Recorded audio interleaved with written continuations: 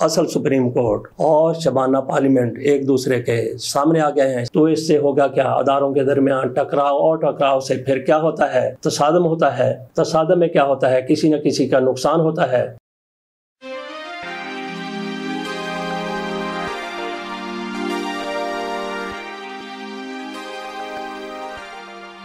بسم اللہ الرحمن الرحیم۔ پاکستان کی سیاست کی طرف آنے سے پہلے تھوڑی دیر کے لیے پھر ذرا پاکستان سے باہر بنگلہ دیش چلتے ہیں۔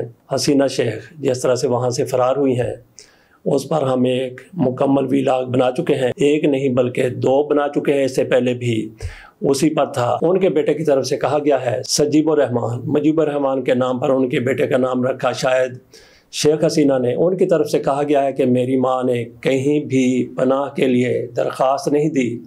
مجھے لگتا ہے کہ ان کی بات درست ہے، کیونکہ اتنی دیر میں جب کہ ابھی تک شیخ حسینہ سنبھل رہی ہیں، بھارت میں بیٹھی ہوئی ہیں، فوری طور پر ان کی طرف سے کیسے درخواست دی جا سکتی ہے اور پھر اس کا جواب بھی اسی لمحے، اسی دن، اسی روز آ سکتا ہے۔ بہرحال دیکھتے ہیں کہ ان کے ساتھ کیا ہوتا ہے۔ اس میں بھی کوئی شک نہیں ہے کہ ان کے باپ شیخ مجیب الرحمان نے پاکستان اور بنگلہ دیش کے مابین نفرت کی جو دیوار کھڑی کی تھی، حسینہ شیخ کی طرف سے اس کو کہیں زیادہ بلند کر دیا گیا تھا۔ پاکستان اور بنگلہ دیش کے مابین نفرت کی دیوار ان کے خصوصی مقاصد تھے۔ پاکستان سے بنگلہ دیش علیحدہ ہو گیا۔ اول تو نام بدلنے کی ضرورت نہیں تھی، یہ مشرقی پاکستان اس کا نام رکھتے۔ اصل پاکستان وہی تھا، کیونکہ اس کی آبادی اس پاکستان سے، مغربی پاکستان سے جو آج کل پاکستان ہے، اس سے زیادہ تھی، اور پاکستان بنانے کے لیے کوششوں کا آغاز بھی وہیں سے ہوا تھا۔ اگر انہوں نے الگ ملک بنانا تھا تو اس کا نام مشرقی پاکستان یا کوئی بھی نام رکھ لیتے۔ بنگلہ دیش کیوں رکھا گیا؟ یہ سب سے بڑا ان کی طرف سے نفرت کا اظہار تھا پاکستان سے اور پاکستانیوں سے۔ وہاں مشرقی پاکستان میں، جس کو آج بنگلہ دیش کہا جاتا ہے، پہلے بھی مسلمانوں کی اکثریت موجود تھی۔ پاکستان، مغربی پاکستان، یہ تو ماشاءاللہ ہے ہی مکمل طور پر مسلمانوں کا ملک، تھوڑی سی اقلیتیں ہیں۔ دونوں ممالک کے مابین مسلمان ملک ہونے کی حیثیت سے اتنی نفرت نہیں ہونی چاہیے تھی جتنی نفرت ان باپ بیٹی نے پیدا کر دی تھی۔ تو ان کے جانے کے بعد کیا نفرت کی دیوار گر جائے گی، مسمار ہو جائے گی؟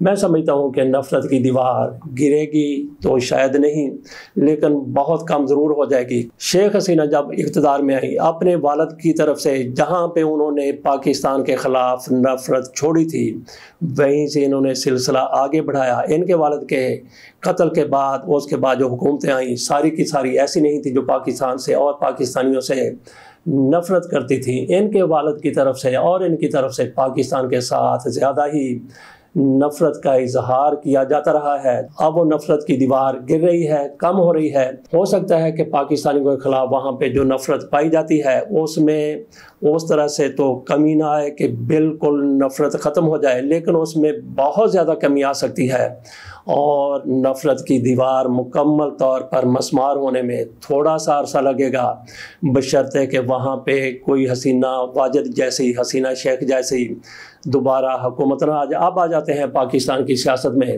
ہماری پارلیمنٹ کی طرف سے، قومی اسمبلی میں اور اس کے بعد پھر سینٹ میں وہ بل منظور کر لیا گیا، الیکشن ایکٹ ترمیمی بل، وہ آج قانون بن چکا ہے۔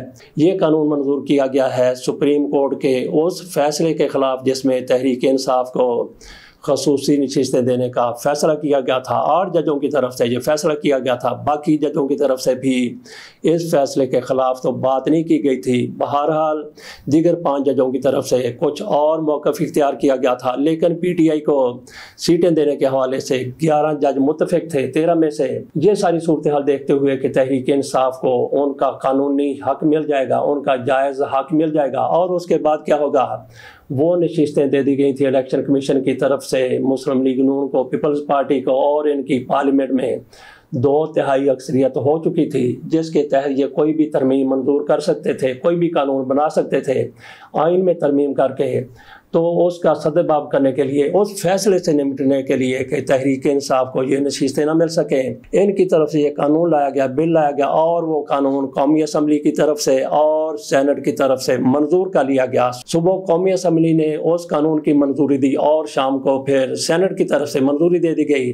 اب یہ صدر صاحب کے پاس قانون موجود ہے، صدر صاحب نے اس کی منظوری دینی ہے۔ ہو سکتا ہے کہ جب تک ویلاگ آپ دیکھیں صدر آصف علی زرداری صاحب، کیونکہ وہ بھی اس معاملے میں ایک پیج پا رہے حکومت کے ساتھ، اس کی منظوری دے چکے ہوں گے۔ تو قانون بننے کے بعد کیا تحریک انصاف کی صحت پر، تحریک انصاف پر کوئی اس کا اثر پڑے گا؟ کیونکہ یہ لوگ اپنی 2/3 اکثریت کر کے آئین میں ترمیم کرنا چاہتے ہیں، وہ تو ان کو ترمیم کرنے کا موقع نہیں ملے گا۔ ایسا اس قانون کے بعد بھی ان کے پاس اختیار نہیں آ گیا کہ 2/3 ان کے پاس اکثریت آ جائے تو بہرحال ان کے قانون پر عمل ہونا ہے یا نہیں ہونا۔ سپریم کورٹ، کون سی سپریم کورٹ؟ اصل سپریم کورٹ جو ہے اور جو کٹ پتلی پارلیمنٹ ہے، وہ ایک دوسرے کے سامنے آ چکے ہیں۔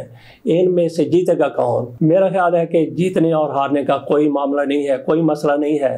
تو باقی سپریم کورٹ کیا اپنے فیصلے پر عمل کروائے گی؟ یقینی طور پر سپریم کورٹ اپنے فیصلے پر عمل کروائے گی۔ اور سپریم کورٹ کیا پارلیمنٹ کے سامنے کھڑی ہو گئی ہے؟ کچھ لوگوں کی طرف سے کہا جا رہا ہے کہ پارلیمنٹ اور سپریم کورٹ ایک دوسرے کے آمنے سامنے کھڑے ہو گئے ہیں۔ تو اس سے ہوگا کیا؟ اداروں کے درمیان ٹکراؤ، اور ٹکراؤ سے پھر کیا ہوتا ہے؟ تصادم ہوتا ہے۔ تصادم میں کیا ہوتا ہے؟ کسی نہ کسی کا نقصان ہوتا ہے۔ جو قانون سازی کی گئی ہے اس کے مطابق 2 چیزوں کو مد نظر رکھا گیا ہے۔ ایک تو یہ کہا گیا ہے کہ انتخابات سے پہلے کینڈیڈیٹ نے جس پارٹی کا حلف نامہ دے دیا ہے کہ وہ اس پارٹی کے ساتھ ہے، تو وہ اس کے بعد اس پارٹی کو چھوڑ نہیں سکتا، یہ قانون بنا دیا گیا ہے۔ اور اس کے ساتھ ساتھ دوسرے اس میں یہ رکھا گیا ہے کہ انتخابات سے قبل پارٹی کو خصوصی مخصوص نشستوں کے حوالے سے لسٹ دینا ہوتی ہے۔ خواتین کی وہ نشستیں ہوتی ہیں یا پھر اقلیتوں کی نشستیں ہوتی ہیں، وہ انتخابات سے پہلے لسٹیں دینا ہوتی ہیں۔ اگر کوئی پارٹی وہ لسٹیں نہیں دیتی تو اس کو پھر خصوصی نشستیں نہیں ملیں گی۔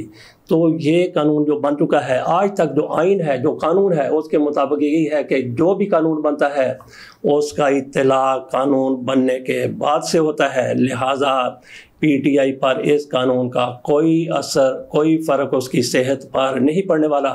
کہا جاتا ہے کہ سپریم کورٹ اور پارلیمنٹ ایک دوسرے کے سامنے آ گئے ہیں۔ بلا شبہ پارلیمنٹ سپریم کورٹ کے سامنے آ چکی ہے، تو کیا سپریم کورٹ بھی اسی طرح سے، جس طرح سے پارلیمنٹ اس کے سامنے آئی ہے، وہ بھی کیا حکومت کے سامنے آ گئی ہے، پارلیمنٹ کے سامنے آ گئی ہے؟ میرا نہیں خیال کہ سپریم کورٹ اس کے سامنے آئی ہے یا آئے گی۔ اس کا بالکل لاؤڈ اینڈ کلیئر فیصلہ ہے، لاؤڈ اینڈ کلیئر جواب ہے۔ وہ کیا جواب ہے؟ وہ ہے خاموشی۔ سپریم کورٹ کی طرف سے خاموشی اختیار کی جا رہی ہے، کی جائے گی، اور یہی پارلیمنٹ کے لیے لاؤڈ اینڈ کلیئر جواب ہوگا۔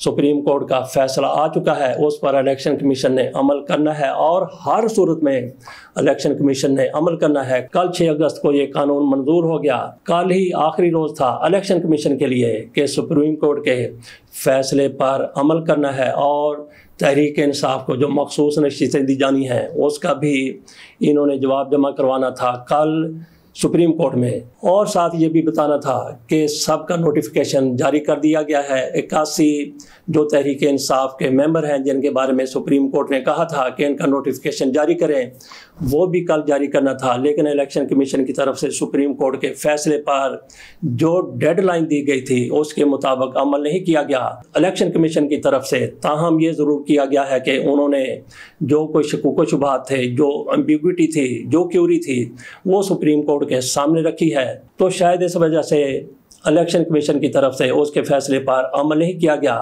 تو کیا آج پھر سپریم کورٹ الیکشن کمیشن کو طلب کرے گی اور ان سے پوچھا جائے گا؟ کیا الیکشن کمیشن وہاں پہ جا کے یہ بتائے گا کہ جناب یہ قانون سازی ہو چکی ہے، اس کے مطابق تو ہم عمل کرنے سے رہے؟ یہ بات کی باتیں ہیں کہ سپریم کورٹ ان کو بلاتی ہے یا نہیں بلاتی۔ تو یہاں تک یہ تعلق ہے کہ سپریم کورٹ کی طرف سے ابھی تک اس فیصلے کا اعلان نہیں کیا گیا، وہ فیصلہ جاری نہیں کیا گیا۔ شارٹ فیصلہ تو آ گیا تھا، تفصیلی فیصلہ ابھی تک نہیں آیا۔ اس کی کیا وجوہات ہو سکتی ہیں؟ میں سمجھتا ہوں اس کی 2 وجوہات ہیں کہ فیصلہ تاخیر کا شکار ہوا۔ ایک تو یہ ہے کہ جسٹس منصور علی شاہ صاحب کی طرف سے یہ فیصلہ لکھا جانا ہے، اور اس کے بعد ابھی انہوں نے فیصلہ لکھنا شروع کیا تھا یا لکھ رہے ہوں گے کہ درمیان میں 2 ججوں کا اختلافی نوٹ آ گیا، اس کی بھی جانچ پرکھ ان ججوں کی طرف سے خصوصی طور پر منصور علی شاہ صاحب کی طرف سے کی جا رہی ہوگی۔ ان کا جواب بھی انہوں نے اسی فیصلے میں دینا ہے، جیسا کہ عطا تارڑ کی طرف سے کہا گیا ہے کہ 2 جج صاحبان نے اختلافی نوٹ میں جو سوالات اٹھائے ہیں سپریم کورٹ اس کا جواب دے۔ میرا خیال ہے کہ اس کا جواب اسی فیصلے میں آئے گا، اور پھر جسٹس منصور علی شاہ کا ریسرچر ان سے واپس لے لیا گیا ہے، جو اس فیصلے کے لیے ریسرچ کر رہا تھا۔ نیا ریسرچر ان کو دے دیا گیا ہے یا دے دیا جائے گا، وہ ریسرچر اپنا کام شروع کرے گا، تو یہ بھی اس فیصلے میں تاخیر کی ایک وجہ ہو سکتی ہے۔ تو فیصلہ کب آئے گا ناظرین؟ یہ بھی ہو سکتا ہے کہ فیصلہ اتنا زیادہ تاخیر کا شکار ہو جائے کہ 24 اکتوبر کو یہ فیصلہ آئے۔ 24 اکتوبر کو کیوں فیصلہ آئے؟ کیونکہ 25 اکتوبر کو جناب قاضی فائز عیسیٰ صاحب کی ریٹائرمنٹ کا دن ہے، اور یہ فیصلہ اس وقت تک لے جایا جائے۔ کئی فیصلے پہلے ایسے آ چکے ہیں۔ بہرحال سپریم کورٹ کے حوالے سے جس طرح سے تعصب کا اظہار کیا جا رہا ہے، تو ہو سکتا ہے کہ جج صاحبان کی طرف سے بھی ایسا ہی لاؤڈ اینڈ کلیئر میسج ہو، خاموشی، اور پھر اس فیصلے کو 24 اکتوبر تک لے جانا۔ ہم اس کے ساتھ اپنے ویلا کو وائنڈ کرتے ہیں کہ جس طرح سے کہا گیا کہ سپریم کورٹ، اصل سپریم کورٹ اور شبانہ پارلیمنٹ ایک دوسرے کے سامنے آ گئے ہیں۔ شبانہ پارلیمنٹ اس طرح سے کہ شہباز شریف صاحب جو حکومت کے سربراہ ہیں، وزیر اعظم ہیں، ان کی طرف سے بار بار کہا جاتا ہے کہ ہم نے شبانہ روز کوشش کی، محنت کی، اور پاکستان کو دلدل سے، معاشی بحران سے نکالنے کی کوشش کر رہے ہیں۔ تو شبانہ حکومت کو یہ کوششیں، اللہ حافظ۔